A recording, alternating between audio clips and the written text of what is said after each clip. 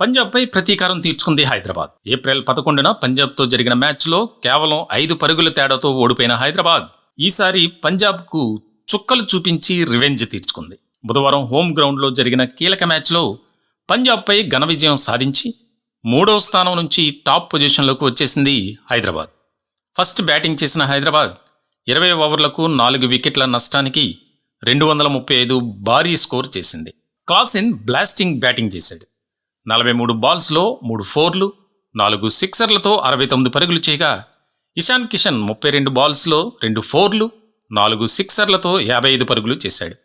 Abhishek Sharma 35, Travis head 38, Nitish Kumar Reddy 29 runs score చేశారు. ఇక 236 పరుగులను చేయటానికి వచ్చిన పంజాబ్ బ్యాటర్స్లో కూపర్ కాన్లీ తప్ప ఎవ్వరూ సరైన బ్యాటింగ్ చేయలేకపోయారు. కూపర్ కాన్లీ 59 బాల్స్లో 7 ఫోర్లు 8 సిక్సర్లతో 107 పరుగులు చేసి నాటౌట్గా నిలిచాడు.